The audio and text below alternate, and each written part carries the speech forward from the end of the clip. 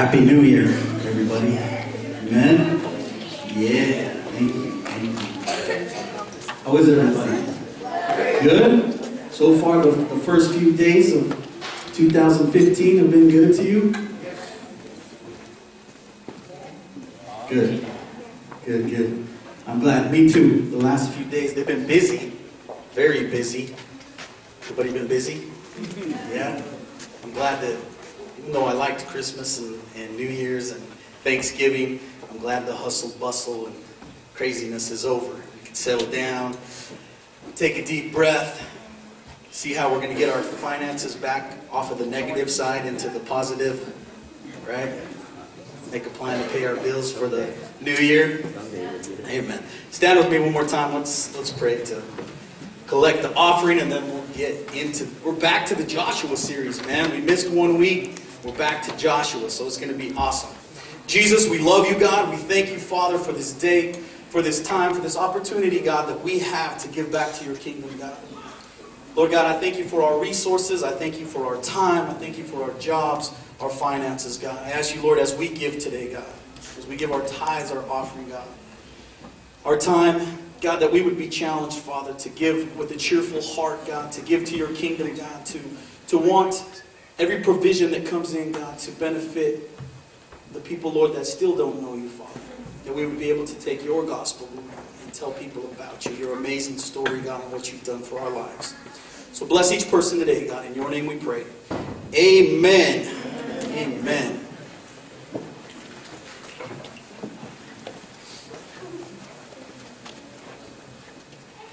So there was a little boy, and his dad was a pastor.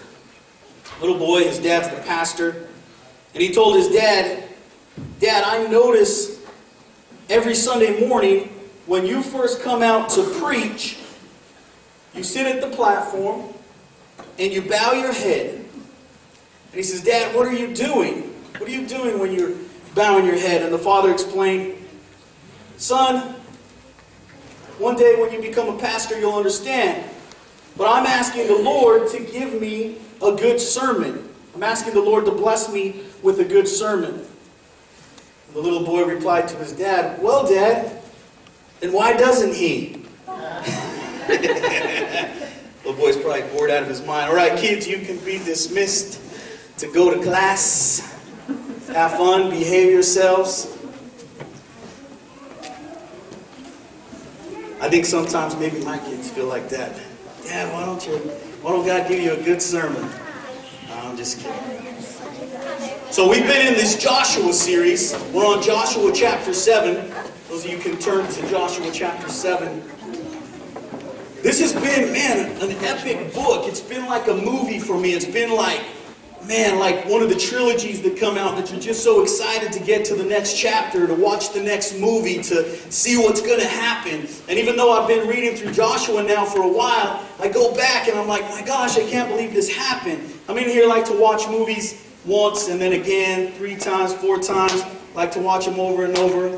I know Sister Aliza and her kids do. That's their thing. I think it's pretty cool. I do. If it really captivates me, man, if it catches my attention, even there's some books that I'll read and I'll be like, man, I got to read that again. There's some. It's very seldom, but the book of Joshua has done that for me. So I have a couple questions this morning. You don't have to raise your hands. You don't have to. Just answer within yourself. And the first question is this: how much of what we do affect the people that we love? How much of what we do, the choices we make, the things that we do, how many of those things affect the lives of the people that we love? And that's what I'm basing the sermon on today. That exact question.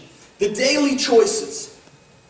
The things that we do day to day, hour by hour. How much does that affect the people that we truly love? Because here's the thing, that if you haven't found this out by now, the people closest to you are the ones that hurt you the most at times. I don't know if anyone's found that out in here. If you're married and you have a spouse that had an affair, ooh, that hurts, right? If you have a child that's just blatantly disrespectful, it hurts. Right?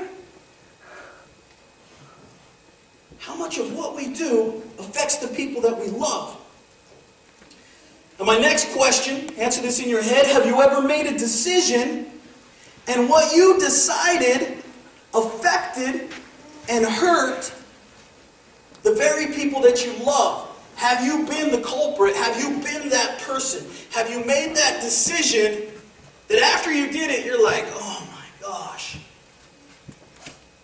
Man, and you see the look of disappointment. You see the look of hurt. You see the tears that pour out of somebody's face that you absolutely adore. And you're like, man, if you're like me, unfortunately, I've done that a few times. I didn't learn on the first time that I hurt people that I love. I didn't learn on the second time. It's been 3 or 4 or 27 times. It's been a lot of times. I've had to learn. Often I hear people say this, and I totally disagree with it now. But I think back in the day, back in my 20s, my teenage years, I really believed this. And I hear people say it today, and they say, how I live my life and the things I do is nobody's business. The things that I do and how I live my life is nobody's business but mine, as long as I don't hurt anybody else. Right? I can do whatever I want. It's my business. And I don't think we weigh the consequence of how it affects other people's life.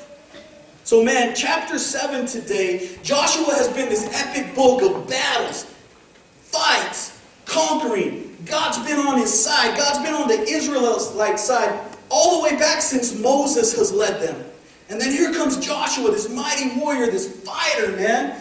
This guy that gets the job done. He takes care of business. Hey, I can picture Joshua as this guy who's, man, he's always doing push-ups and jumping jacks and jumping rope and working out and jogging. He reminds me a lot of Brother Yuli over here. I can see him, man. He's ready for battle. He's ready for anything. He wakes up thinking, man, I'm ready to destroy whatever comes my way. This is the man that we have here. Let's start in verse 1. We're going to go verses 1 through 5. Joshua 7.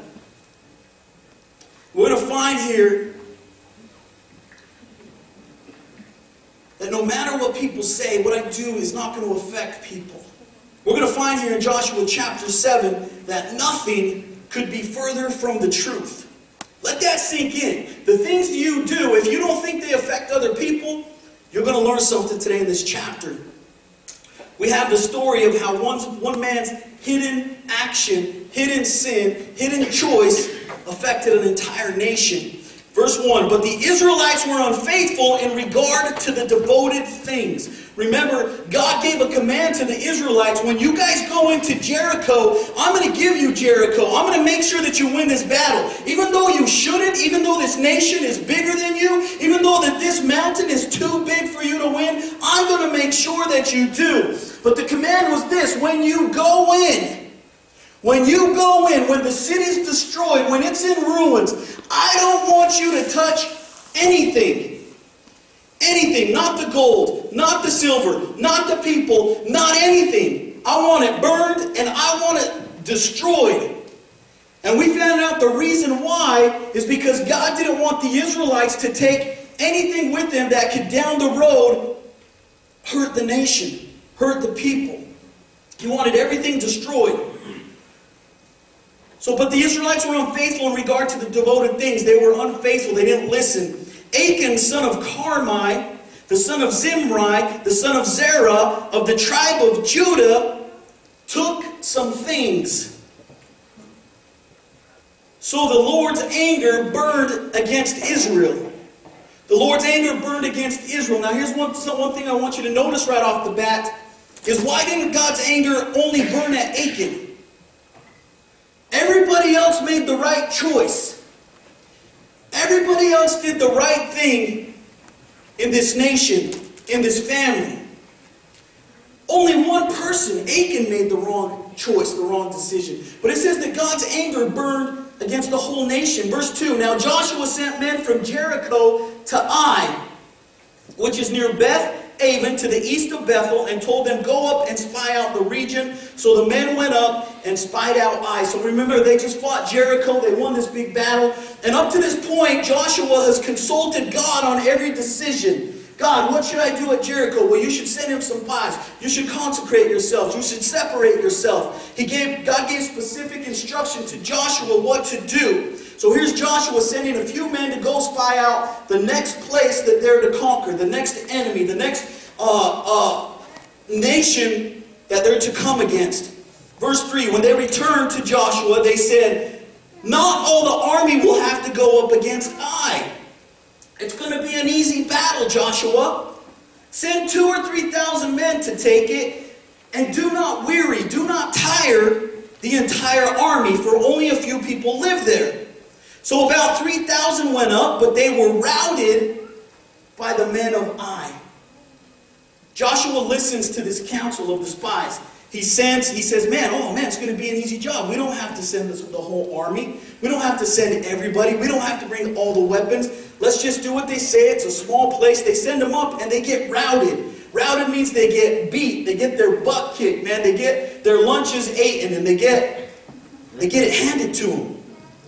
These men from Ai, these few men from Ai, chase all 4,000 warriors back down the mountain, back to where they came from. And it says, verse 5, and killed about 36 of them. 36 men died from the Israelite nation. They chased the Israelites from the city gate as far as the stone quarries and struck them down on the slopes. Now check this out. At this, the hearts of the people melted in fear and became like water.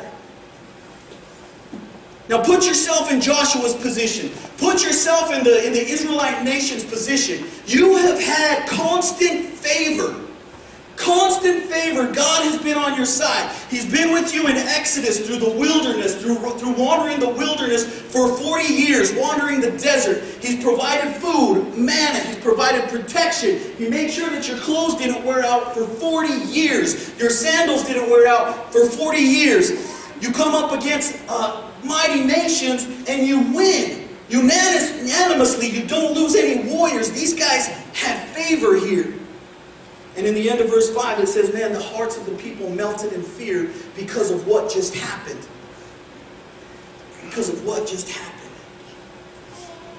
You ever see a baseball team or a football team, man, and they're on a winning streak? They're like 10-0. 10 wins, 0 losses. They've been blown by everybody.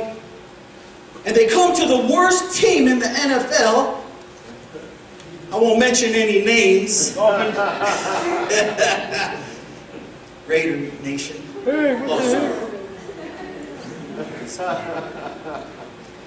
And what? They don't take it seriously. Maybe that week they didn't practice as hard as they should have. They didn't eat the way they should have. They didn't look at the playbook. They didn't study the plan as well as they should have because they know it's going to be an easy victory. Man, these guys ain't going to be no problem. They haven't even won a game all year. Right? And they go into this game with that mentality. Man, nobody can stop us. Nobody can beat us. And what happens, man? They get slapped. Boop. The Raider Nation kicks their butt. And everybody's like, what? I can't believe it. You gamblers who put money on the game, you're like, dang, man. The wife's all mad because you lost the money. I know how it goes. Man, you get beefed up. You get full of pride. Man, and it don't just happen in a team. Sometimes in sports where it's just you, one-on-one, and you get to the point where you're so confident that you're not going to lose, that you become complacent. Complacent. I think we do that in our jobs.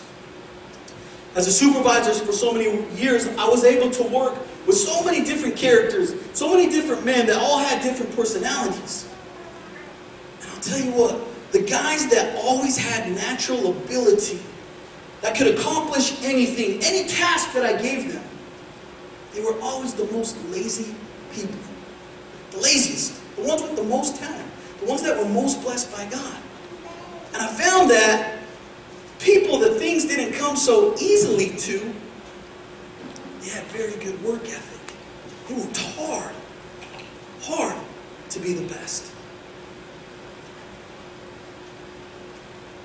So here's Joshua. He's been through previous battles, hardships, and he always made sure to consult with God. That was the number one thing that I realized in Joshua up to this chapter, is that no matter what he was facing in his life, he got down on his knees and he said, God, what do I do? Lead me. Guide me. Let me hear your voice. Before I take another step, before I make a decision, before I do anything, God, let me hear from you. And here in chapter 7, we see absolutely nothing. Joshua doesn't petition God. It doesn't say that Joshua took himself out in the corner and consecrated himself. It doesn't say that he circumcised his heart.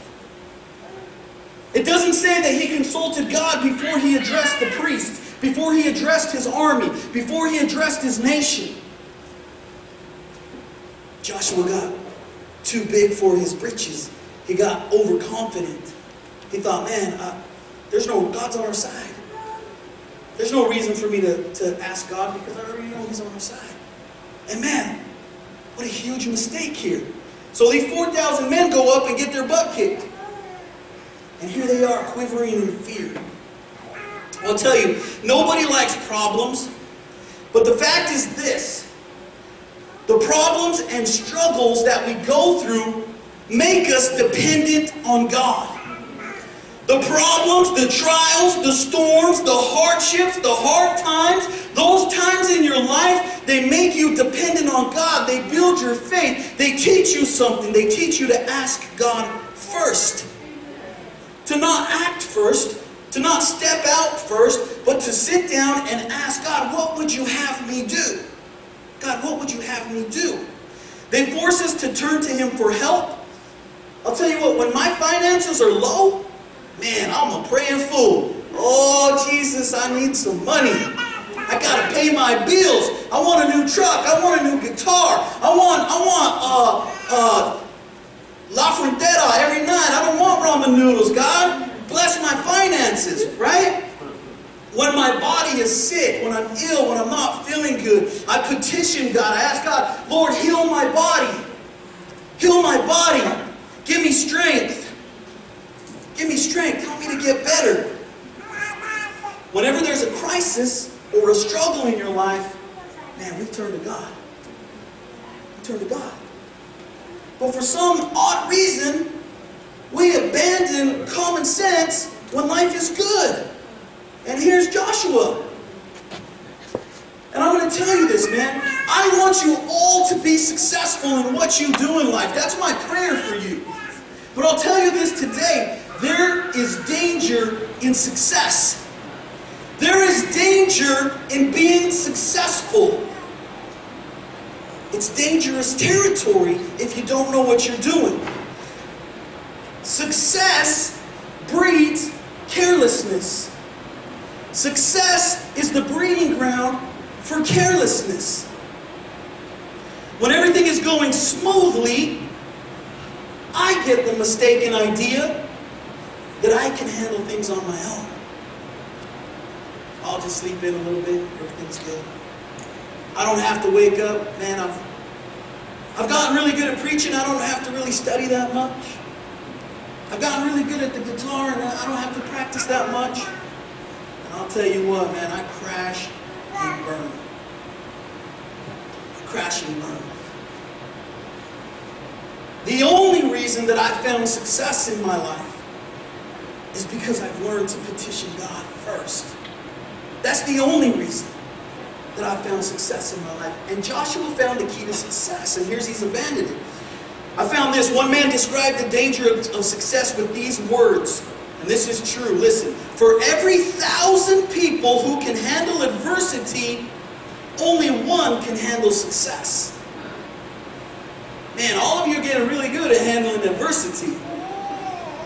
And success is coming your way. Listen, man, those of you that have been struggling, those of you that have had relationship problems, those of you that have had issues with your children, those of you that are going through a divorce, those of you that are struggling with drugs, those of you that are struggling with addiction, success is coming your way. And you're sitting here today because God wants you to appropriately handle success. God has found you worthy. God has found us worthy in our commitment to Him to grant us some success in 2015. And you're sitting in here today because He wants to tell you, handle it carefully. Handle it carefully. Ask me, pray, read my word, seek my guidance. Verse 6. Then Joshua tore his clothes and fell face down. He's shivering in fear. He's shaking in his boots, man. He's scared. He's like, what's happened here? I don't know this feeling well. I don't know what it feels like to lose. And here he is, man. He tears his clothes. He falls face down to the ground before the ark of the Lord, where the ark of the covenant is, where God's Spirit abides. And he remains there till evening. The elders of Israel did the same and sprinkled dust on their heads. Now look at this bunch of foolish guys. The leader's quivering in fear. He's down on his face, crying like a baby. And guess what the people do following him? All the rest of the elders, they do the same thing. They even put dust on their head. I don't know what that's about. I never put dust on my head. I punched myself in the head a few times when I made a bad decision. Verse 7. And Joshua said, Alas, sovereign Lord, why did you ever bring these people across the Jordan to deliver us into the hands of the Amorites to destroy us? Now remember, when they crossed the Jordan, they crossed into a promise that was God-given all the way back since Abraham. Generations and generations of families looking forward to this promise that God had of prosperity for His people. And you remember when they crossed the Jordan, man, they built remembrance stones of all the hardships that they had went through, all the successes that they had, and the whole nation was cheerful. They were happy. They were joyous. They were ready to take on the world. And here they come to their first loss, and the leader is saying, God, why did you bring this here? And God's probably like, man, what a freaking poopy pants. What a crybaby. What is wrong with you, Joshua? What is wrong with you, man? Look at how you're acting. You're acting pitiful. You're acting like a 4-year-old throwing a tantrum, Joshua. Why did you bring us here, God? Why did you give us this promised land? Right? Can you see him, this mighty warrior Joshua, pitching a fit to God? Wow. We can laugh because we've been there, right? Oh God, why did you give me these dang kids? They never listen to anything I say. God, why did you give me this lazy husband? He never puts my bookshelves together when I ask.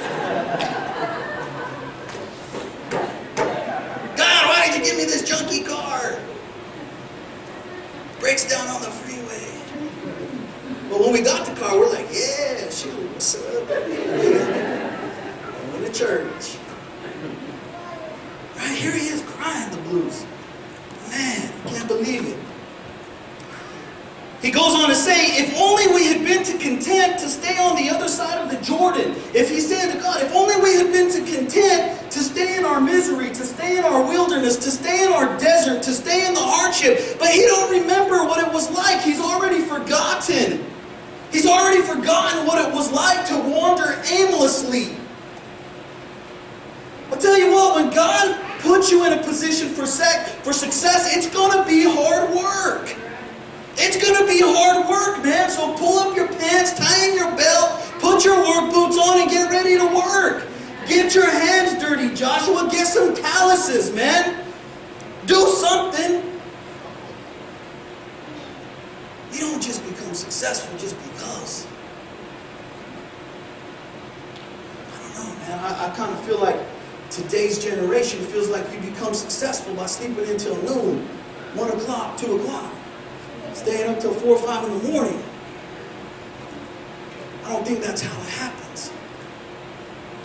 Verse 8. He goes on to say, pardon your servant, Lord. What can I say now that Israel has been routed by its enemies? What can I say, God, now that Israel's had its butt kicked, has been handed to them? The Canaanites and the other people of the country are going to hear about this. Here's Joshua still complaining, man. All the other nations are going to hear about this, God. They're going to know that we're not as tough as they thought we were. God, they're going to know. And then what's going to happen? They're going to destroy us. Here he is still complaining. They will surround us and wipe out our name from the earth. Now, I don't remember that being God's promise. I remember God's promise to Abraham was that you're going to have many nations. You're going to be abundant. Your people are going to be successful. They're going to live in a land that flows with milk and honey. They're going to have riches. They're going to have success.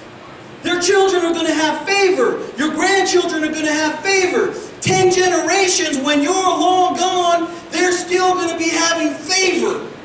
That was the promise that God gave. And here's Joshua, man, everyone's going to wipe us out. They're going to wipe our name from the earth. No one's even going to remember us. And he goes on to say, what then will you do for your great name? Joshua, the mighty warrior. Here he is, man. He's come to a place where he's just quivering in fear. Bless you.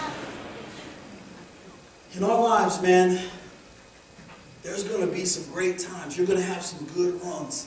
You're going to have times, man, where you're going to be successful, man. And your kids are going to find favor. And your relationship is going to be glorious. But man, there's going to be some times where you hit the wall. Where you run straight into a brick wall and it's going to knock you on your butt. And when you're laying on the ground, someone's going to come by and they're going to kick you.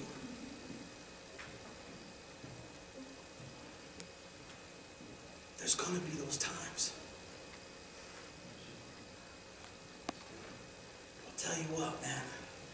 We serve such a mighty God. Such a mighty God. Even though Joshua was acting like a fool, like a crybaby. If it was me, if I was the leader and I seen Joshua there, I'd be like, Joshua, pack your bags. Get out of the way, man. Who's ready to fight? Who's ready to step up to the challenge here? Joshua, come on, man. If you can't handle this, how can I expect you to handle anything else? But that's not the God we serve. Look at chapter 10. Here's where Joshua made his first right decision in this circumstance. He cried out to God. And even though he had a bad attitude, even though he had a bad outlook, even though he was being a stinking crybaby, God still listened to him. Even though he didn't petition God before he made a decision, even though he didn't check with God before he reacted, God still listened to him. If that's you today, God is listening to you. God is listening to you in your circumstance. Verse 10, it says, the Lord said to Joshua, Joshua, stand up. Joshua, stand up. What are you doing on your face? That was the Lord's answer. Joshua, do you remember all the things I brought you through? Get up. Get up. Joshua, when you get up, the whole nation will get up. When you get up, the army will get up. When you're ready to fight, they'll be ready to fight. When you're ready to have success, they'll be ready to have success. Now get up. What are you doing on your face? Joshua and the people had lost their former confidence. They were melting in fear before the weaklings of Ai. Remember, Jericho was a monstrous nation. The biggest nation, their biggest adversary that they would face. Even the spies went into Ai and came back and said, Joshua, we're not going to need everybody. These guys are weaklings. These guys are weaklings. I'll tell you today, it's amazing sometimes how we can be victorious over the strongest and most powerful temptations you can imagine. We can find strength in our biggest adversaries, our biggest addictions, our strongest and most powerful temptations, but we can allow the weakest and smallest, the most insignificant temptations to eventually become our downfall. Right? We'll overcome something like addiction to something. Man, we'll go to the classes, we'll get in the Bible, we'll get strength, we'll read up, we'll get prayed up, we'll get fasted up, man, and we're ready to take on a mountain. And we'll beat it. And pretty soon something small, that bad attitude, rises its ugly head, man. And pretty soon, man, we're giving the bird on the freeway. True.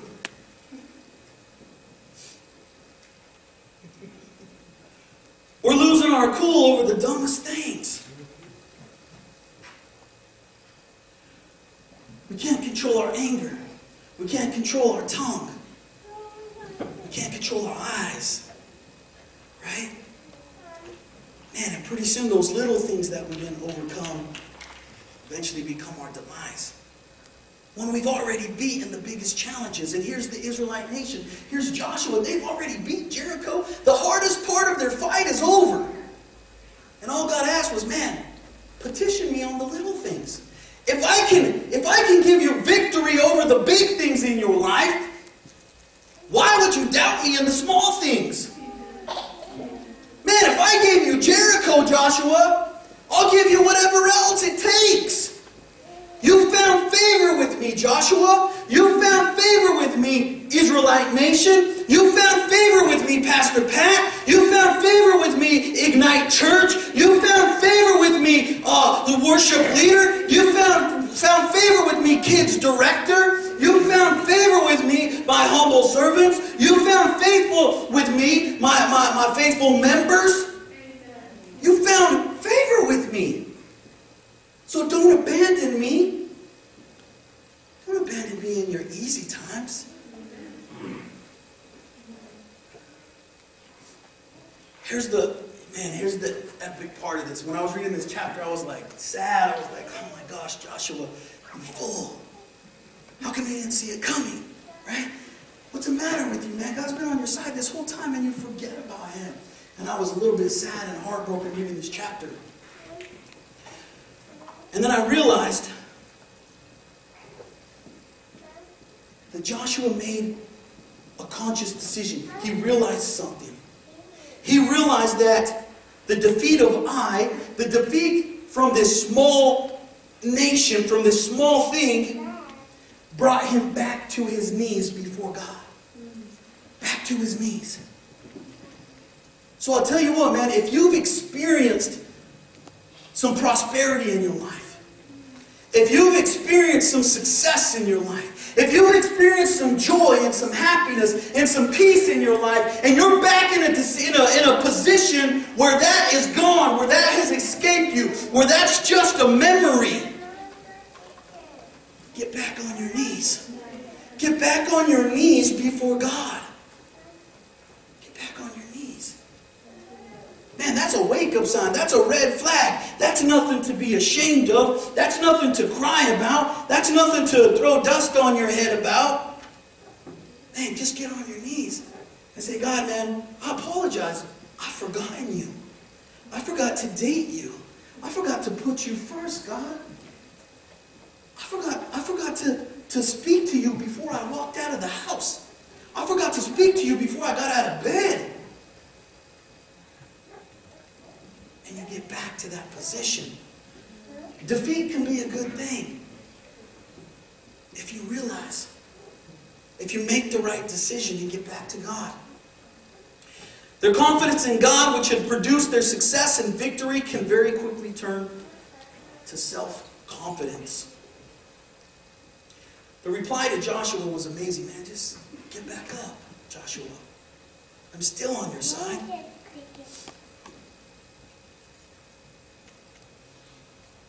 I'll tell you this today. Yesterday's victory is not an assurance for victory today. The victories that God has given you in the past, they're not the assurance of victories to come in the future. You have a responsibility. But I'll tell you this as well. One defeat doesn't mean the end. One defeat doesn't mean the end either.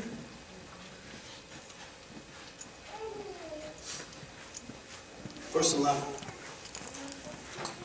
Now, here's the part that I'm going to read through this last chapter, the last part of this chapter. And remember, Achan chose to make a decision that God had warned him against, that Joshua had warned the Israelite nation. And if you remember back in chapter 6, Joshua pronounced a curse upon anything from Jericho. He made a curse that whoever tries to rebuild this nation, their whole entire family will be cursed forever.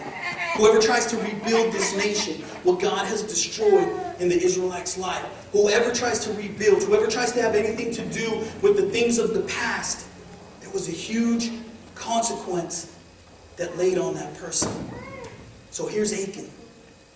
Remember, they go into Jericho and they're in battle. Achan's a warrior. He's a fighter.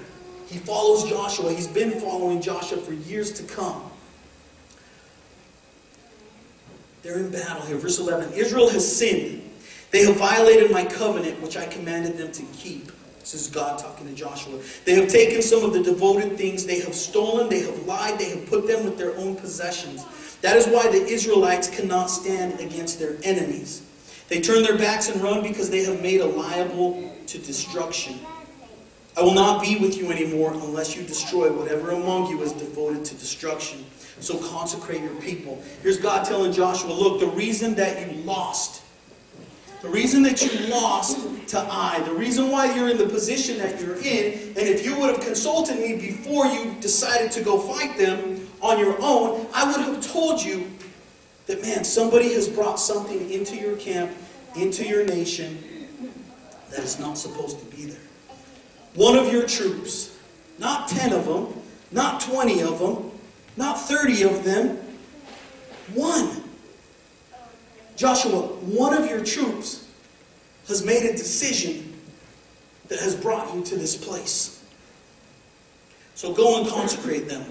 Verse 14. In the morning present yourselves tribe by tribe.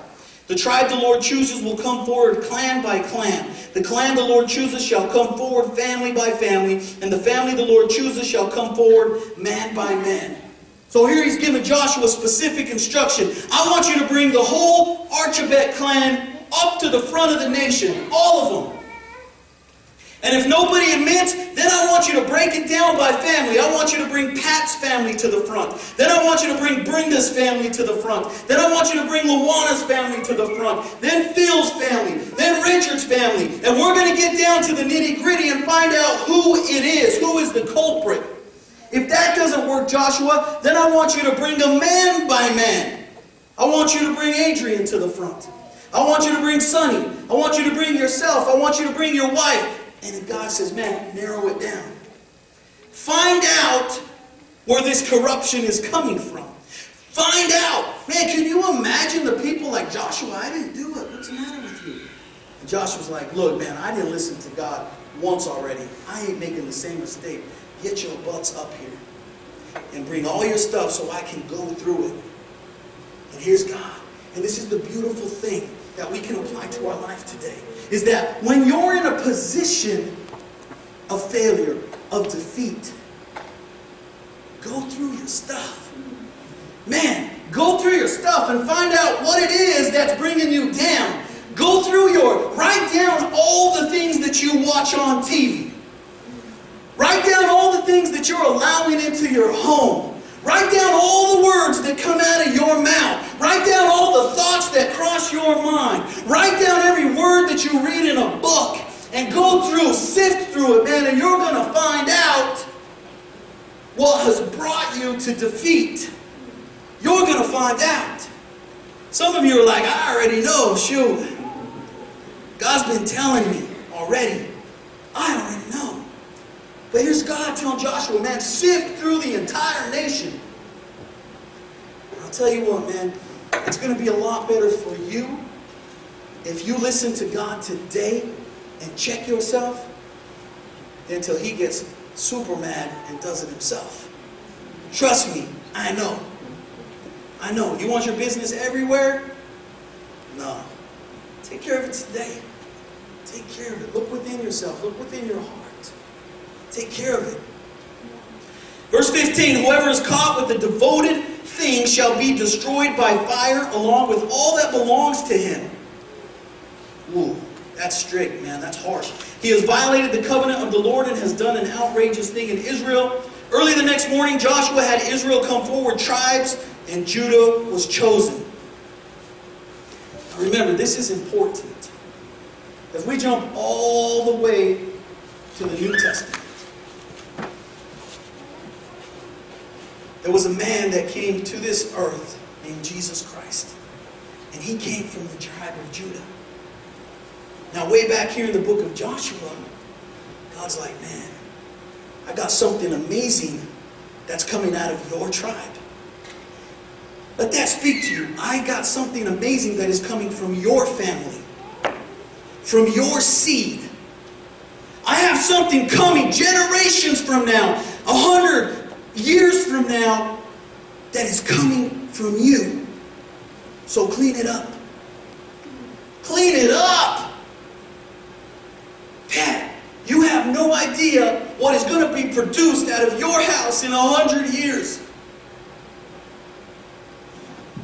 So clean it up. If you want your family to be prosperous when you're gone, man, I'm doing you a favor today, Pat. I'm doing you the favor today, Ignite Church. Clean it up. Get rid of it. Because I have something amazing coming. Amazing. And it's coming from you. Man, God has something amazing coming out of each and every one of you, out of your children. And if you want them to be successful, check yourself. Clean it up. Clean it up.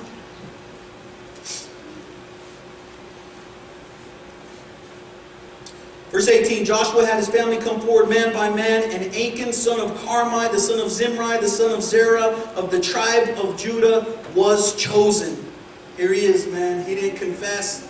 He let everybody's stuff get through. You ever had that friend that doesn't say anything and everybody gets accused? And you have to come forward and everybody's doing the silent thing. They don't want to sell out their friends. This is Joshua. 19, then Joshua said to Achan, my son, give the glory to God, to the Lord, the God of Israel, and honor him. Tell what you have done, and do not hide it from me. So here's Achan on the spot, man. And Achan's like, I'm busted, man. Here I am in front of the whole nation. 100,000 people. Here's Achan in the front. And his entire family. Now, if you can imagine that, I don't remember his name, but Aliza had made the mention to this when they first moved here. There was the basketball player that knocked out his wife in the elevator, Rick Ross or whatever. Right. Okay, Ray Rice. Boom, knocked her out, right? And she made the mention to this. What if everybody's bad choices, what if everybody's sin, mistakes were on the screen for everybody to see? What if it wasn't just him that punched his wife and knocked her out? What if it was yours that was playing today? What if it was mine?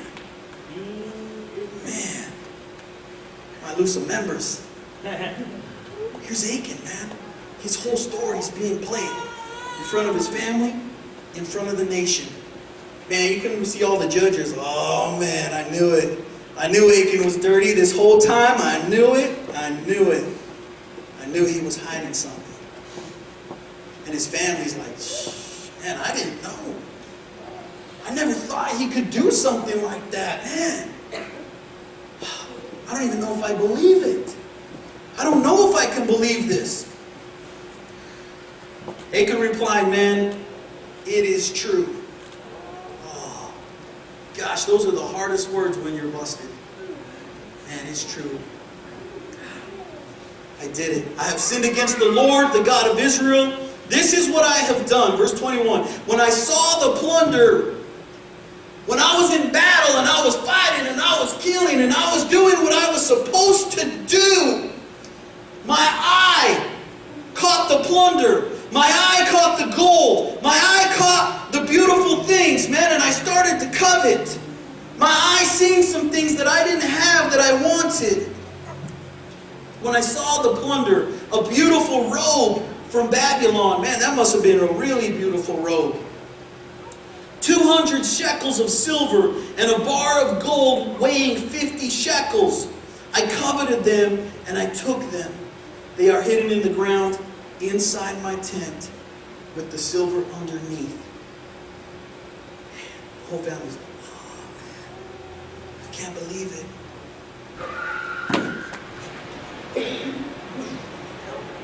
The disobedience of one individual can have a negative effect on the whole community.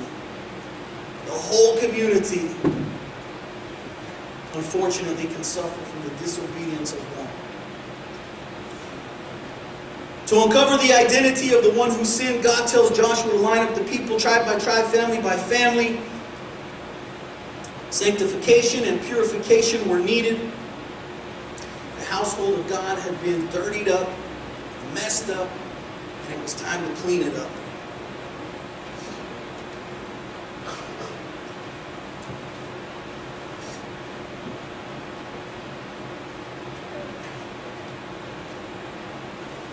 I want us to notice the way that this happened to Achan, the way that he was brought down, and I'm almost done here. Achan himself describes the sequence of what happened. In verse 21, he says, I saw.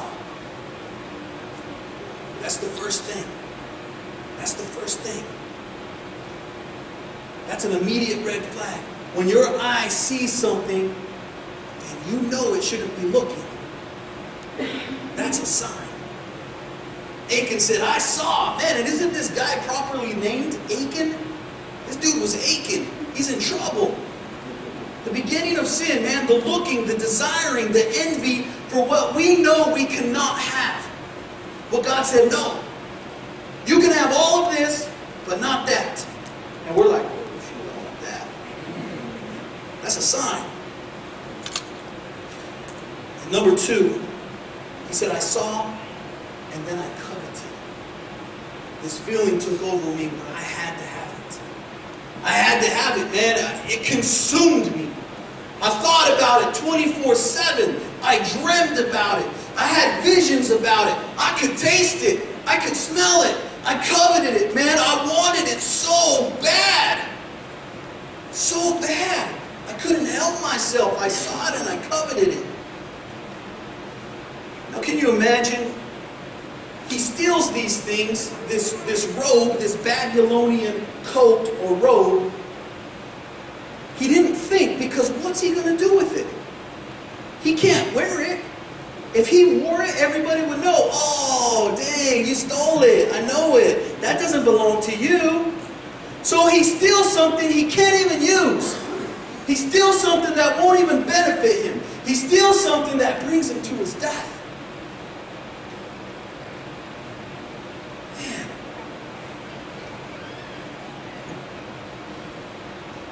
The only thing that he could possibly do with the treasure that he stole was look at it himself in secrecy. In the secret times when nobody was around. Man, what a terrible image. What a terrible image. If you're finding fulfillment in stuff, only you can enjoy it when nobody else is around. Because if your kid sees, man, you'll be ashamed and embarrassed. If your wife knew,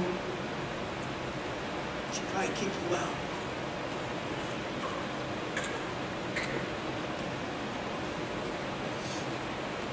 possess forbidden things or engage in forbidden activities, what good is it to us? What good is treasure that you have to keep hidden? There's no point in treasure that you have to keep hidden. When in all reality, God has something that's so much better. So much better than what you think you're hiding and you got to hang on to. If you would just let it go. You say, man, that doesn't belong to me. It's hard to let go, man, and it sure is beautiful. But I have faith that God has something better for me. Something better. Let's wrap this up. Verse 22. I want you to let this sink in, and I don't want you to leave on a sad note today. I don't want you to leave on a depressing note today, because that can be possible. But the only reason I'm going to finish with this is because I want you to realize that your decisions directly affect the people that you love. Verse 22, so Joshua sent messengers. They ran into the tent, and there it was, hidden in his tent, the silver underneath. They took the things from the tent. They brought them to Joshua, and all the Israelites spread out before the Lord. Then Joshua, together with all Israel, took Achan, son of Zerah, the silver, the robe, the gold bar, his sons, his daughters, his cattle, his donkeys, his sheep, his tent, and everything else that he had to the valley of Achor. Joshua said, "Why have you brought this trouble on us? The Lord will bring trouble on you today." Then all Israel stoned him. And after they had stoned the rest, they burned him. The choice that Joshua made cost the life of his wife, his sons, his daughters. Man, God was so serious that he didn't even allow the cattle to live. His sheep. They even burned his tent so nobody else would use it. So nobody else would be infected with this plague that he brought upon the Israelite nation. Over Achan they heaped up a large pile of rocks, which remains to this day. Then the Lord turned from his fierce anger. Therefore that place has been called the Valley of Achor ever since. God's wrath upon the entire nation was turned. They did the appropriate things to put themselves back into favor with God. They sifted through their lives and found out why they had come to this point of failure, of defeat.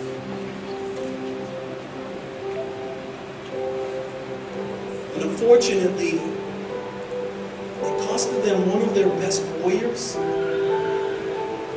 Probably, I would imagine, an amazing family.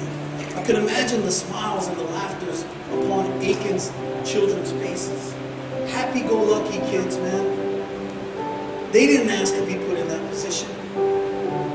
I could imagine his wife was like, "What? Why would you make that decision, Achan? Why would you?